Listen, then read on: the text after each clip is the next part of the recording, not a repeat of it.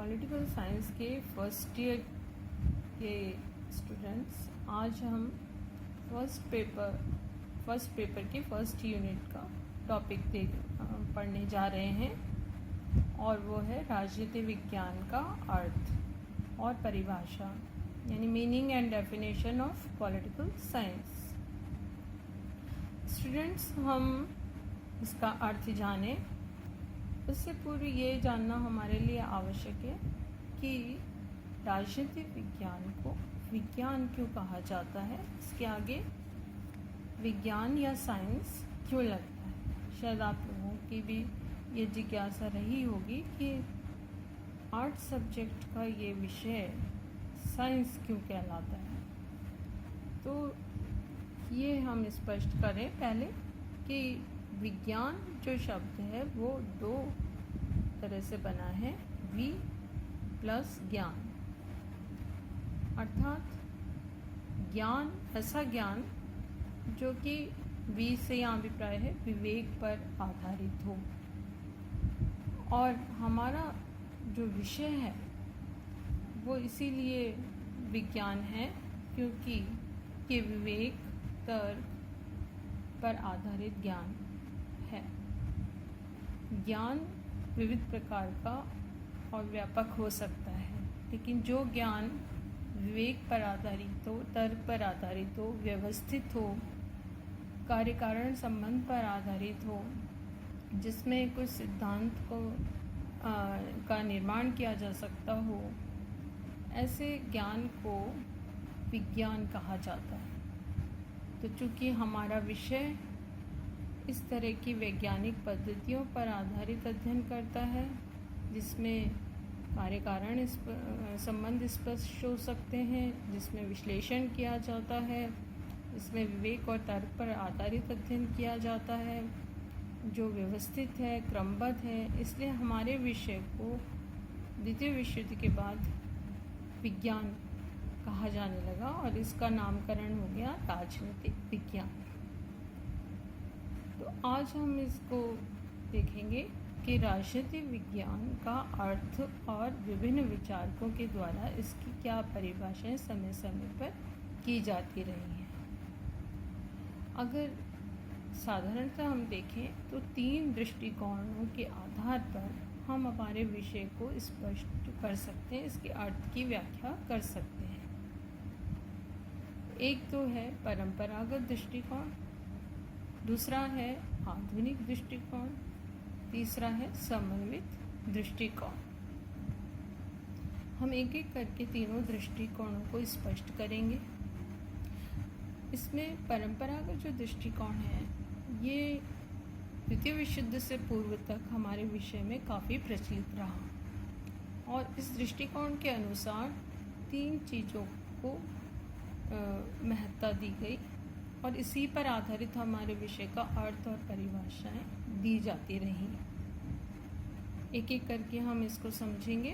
पहला, राज्य का अध्ययन। हमारे विषय में राज्य नामक संस्था को प्रमुखता दी जाती थी परंपरागत दृष्टिकोण के अनुसार। जैसा कि हम जानते ही हैं कि यूनान में नगर राज्य थे, छोटे छोटे नगर राज्य थे, जैसे आजकल राष्ट्रीय राज्य है वैसे उस समय में यूनान में नगर राज्य हुआ करते थे।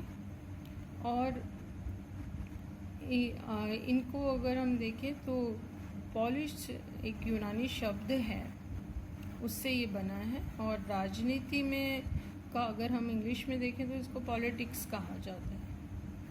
तो पॉलिस से जो ये शब्द बना है उसका अर्थ होता है नगर अथवा राज्य। तो पहले इसमें दोनों में कोई भेद नहीं होता था कि नगर अलग है या राज्य अलग है, और बाद में फिर जैसे जैसे राज्य का विकास हुआ तो वो उसका विकसित रूप राजनीति विज्ञान में हमें देखने को मिलता है। राज्य के अध्ययन पर जो विचारक जोर देते हैं उन्होंने इसको परिभाषित भी किया है। जैसे एक प्रमुख नाम हम लेंगे बंशली का, और वो लिखते हैं कि राजनीति विज्ञान राज्य से संबंधित है, जिसमें राज्य के तत्वों का, स्वरूप का, विविध रूपों का और विकास का अध्ययन किया जाता है। इसी तरह डॉक्टर गार्नर ने भी राज्य के अध्ययन को प्रमुखता दी है और उनके अनुसार राजनीति विज्ञान विषय का प्रारंभ और अंत भी राज्य के साथ ही होता है। और भी कई विचारक हैं जो इसको राज्य के अध्ययन को ही राजनीति विज्ञान का अर्थ बता करके स्पष्ट करते हैं, परिभाषित करते हैं, जैसे गैरिज, गुडनाव, एक्टन, डॉक्टर जकारिया। ये इन्होंने भी इसी आधार पर इसको परिभाषित किया है। तो इस तरह के राज्य के अध्ययन में जो परंपरागत अध्ययन दृष्टिकोण था वो ये अध्ययन करता रहा कि राज्य क्या है, राज्य के तत्व क्या हैं, राज्य की उत्पत्ति कैसे हुई, राज्य के कार्य क्या हैं। इसे एक औपचारिक संस्था के रूप में वर्णनात्मक अध्ययन ही किया जाता रहा और राज्य नामक संस्था के औपचारिक अध्ययन पर ही आधारित अर्थ को प्रमुखता दी जाती रही। इसके बाद कुछ और विचारक थे जिन्होंने भी परंपरागत आधार पर इसके अर्थ को स्पष्ट किया और उन्होंने इस चीज़ पर जोर दिया कि राज्य का अध्ययन सरकार का अध्ययन है। सरकार जो कि राज्य का एक मूर्त रूप है। राज्य यदि अमूर्त रूप है तो उसका मूर्त रूप, प्रत्यक्ष रूप सरकार है, जिसमें इस चीज़ों का अध्ययन पर जोर दिया कि सरकार क्या है, सरकार के उद्देश्य क्या हैं, सरकार जो है वो क्या क्या कार्य करती है, सरकार के विविध रूप क्या हैं, विविध अंग क्या हैं, और इनका विशद व्याख्या ही की जाती रही संस्थागत रूप में, औपचारिक रूप में। सीले एक विचारक हैं जो कहते हैं कि राजनीति विज्ञान उसी प्रकार सरकार के तत्वों का अनुसंधान करता है जैसे संपत्ति शास्त्र संपत्ति का, जीव शास्त्र जीवन का, बीजगणित अंकों का, ज्यामिति शास्त्र स्थान और लंबाई चौड़ाई का। तो जैसे एक विशेष प्रकार का अध्ययन ये विषय करते हैं, वैसे ही हमारा विषय जिस चीज़ को प्रमुखता देता है वो है सरकार का अध्ययन। ऐसे ही लीकॉक एक प्रमुख विचारक है, उन्होंने भी राजनीति विज्ञान को सरकार से संबंधित ही विद्या माना है। तो इसमें केवल और केवल सरकार के अध्ययन को ही प्रमुखता दी गई थी। तीसरा विचारकों का वर्ग जो ये मानता है कि राज्य का अध्ययन ही नहीं, केवल सरकार का अध्ययन ही बल्कि राज्य और सरकार दोनों का ही अध्ययन राजनीति विज्ञान का अध्ययन है। इसका अर्थ उन्होंने दोनों के अध्ययन पर जोर देते हुए दिया है। इसमें एक प्रमुख विचारक हैं पॉल जेनेट। उन्होंने परिभाषित किया है कि राजनीति विज्ञान समाज विज्ञानों का वह अंग है जिसमें राज्य के आधार और सरकार के सिद्धांतों पर विचार किया जाता है। ये दोनों ही संस्थाओं के अध्ययन पर जोर दे रहे हैं। इसी तरह से डिमॉक एक विचारक हैं, उन्होंने भी ये माना है कि राजनीति शास्त्र का संबंध राज्य से और उसके साधन सरकार से है। ये स्पष्ट करते हैं कि राज्य साध्य है तो उसका साधन सरकार है और दोनों का ही अध्ययन और करना आवश्यक है और उसी के आधार पर राजनीति विज्ञान का अर्थ किया जा सकता है। गिलक्राइस्ट ने भी ये माना है कि राजनीति विज्ञान राज्य और सरकार की सामान्य समस्याओं का अध्ययन करता है। मतलब गिलक्राइस्ट भी कहते हैं कि राजनीति विज्ञान का अध्ययन राज्य और सरकार दोनों के ही अध्ययन और उसकी समस्याओं से जुड़ा हुआ है। लॉस्की और गैटल जैसे विचारकों ने भी इसी राज्य और सरकार के अध्ययन के को ही प्रमुखता दी है। तो ये सभी विचारक ये मानते हैं कि इन दोनों का मिला जुला अध्ययन ही राजनीति विज्ञान का अध्ययन है। उसी आधार पर इसके अर्थ को स्पष्ट किया जा सकता है। इसके बाद हम देखेंगे आधुनिक दृष्टिकोण, और आधुनिक दृष्टिकोण का जो उद्भव है वो हम 1945 के बाद या द्वितीय विश्व युद्ध के बाद हमारे विषय में देखते हैं। और ये परंपरागत दृष्टिकोण में जो कमियां रह गई थी, उसमें अपूर्णताएं थी, उसके फलस्वरूप अस्तित्व में आया और इसने नए जो विषय के नई प्रवृत्तियां हैं उसको प्रारंभ किया। क्योंकि परंपरागत दृष्टिकोण के प्रति असंतोष की स्थिति थी, तो इसलिए इस दृष्टिकोण में परिवर्तन किए गए। हमारे विषय को व्यापक यथार्थवादी बनाया गया।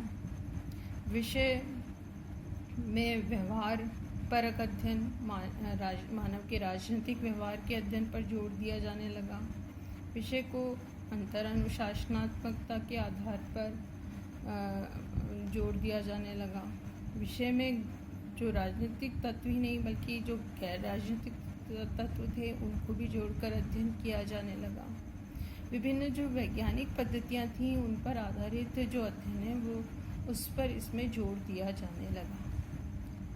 इस दृष्टिकोण के अनुसार कई ऐसे तत्व जो अब तक हमारे विषय में अध्ययन नहीं किए जाते थे, जैसे शक्ति, प्रभाव, सत्ता, नियंत्रण, निर्णय, ऐसे विषयों को भी अब अध्ययन करने पर जोर दिया जाने लगा। कुछ प्रमुख आधुनिक राजनीतिक विचारक हुए हैं, जैसे Arthur Bentley, Catlin, Lasswell, Kaplan, Robson, हज़ार और स्टीवेंसन।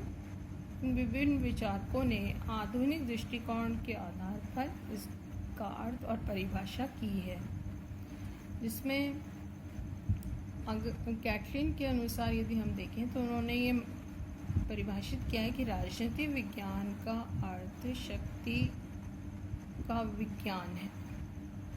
राजनीतिक विज्ञान शक्ति का विज्ञान है। लॉसवेल और कैपलॉन के अनुसार एक अनुभविक खोज के रूप में राजनीतिक विज्ञान शक्ति के निर्धारण और सहभागिता का अध्ययन करता है। इसी तरह डॉक्टर हज़ार और स्टीवेंसन ने भी शक्ति संबंधों के अध्ययन को राजनीतिक विज्ञान का अध्ययन माना है। इसी तरह से इसमें कैटलिन का ने परिभाषित किया है कि राजनीतिक विज्ञान शक्ति और नियंत्रण का वही स्थान इसमें है जो अर्थशास्त्र में मांग, पूर्ति, प्रतिस्पर्धा और मूल्य का होता है। तो कुल मिलाकर अगर हम आधुनिक दृष्टिकोण को देखें तो इसने हमारे विषय का अर्थ ही बदल दिया, परिभाषाएं परिवर्तित कर दी और विषय को व्यापकता प्रदान की। इसमें व्यक्ति और व्यक्ति के संबंधों, शक्ति व्यक्ति और राज्य के मध्य संबंधों को, शक्ति राज्यों और राज्यों के बीच संबंधों को कैसे प्रभावित करती है, इस प्रकार के अध्ययन पर जोर दिया जाने लगा। तो आधुनिक दृष्टिकोण के अनुसार राजनीतिक विज्ञान का अर्थ परिवर्तित हुआ, इसकी पद्धतियों में परिवर्तन हुआ। औपचारिक की जगह अब अनौपचारिक अध्ययन को भी इसमें शामिल किया गया। आदर्श परक अध्ययन की जगह व्यवहार परक अध्ययन पर जोर दिया जाने लगा।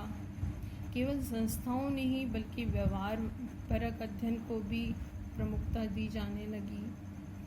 तो विषय जो है उसमें नई नई अध्ययन पद्धतियाँ, वैज्ञानिक पद्धतियाँ का विकास हुआ और राजनीतिक विज्ञान का जो अर्थ है वो बदल गया और विषय में वैज्ञानिकता आई।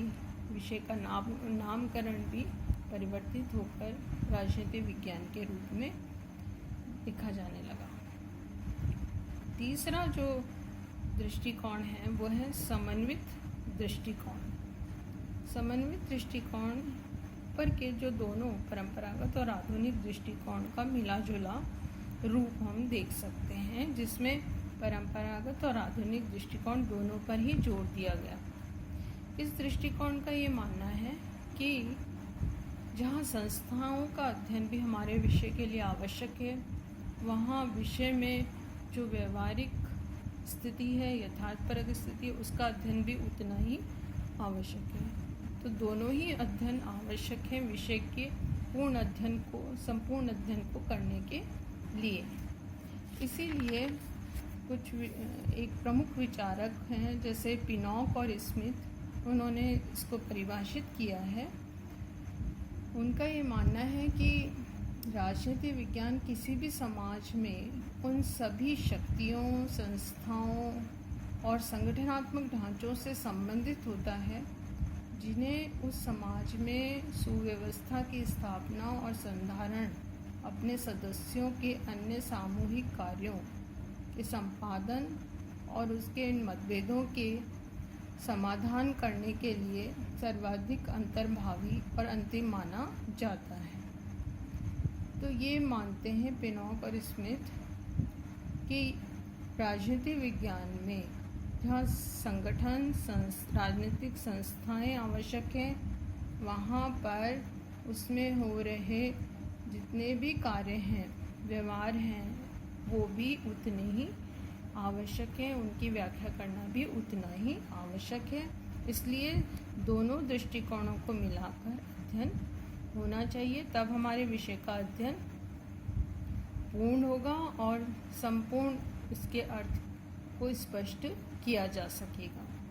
पिनॉक और स्मिथ के अलावा रॉलेंट ने भी और एक और विचारक थे वियोकी, उन्होंने भी इस समन्वित दृष्टिकोण पर ही जोर दिया। इस तरह से हम ये देख सकते हैं कि हमारे विषय के इन 3 दृष्टिकोणों के आधार पर और विभिन्न विचारकों के आधार पर उनके द्वारा दी गई परिभाषाओं को स्पष्ट करते हुए हमारे विषय के हम अर्थ और इसकी परिभाषाओं को समझ सकते हैं और इन समन्वित दृष्टिकोण के आधार पर आधुनिक समय में इसके अर्थ को संपूर्ण रूप में देखा जा सकता है।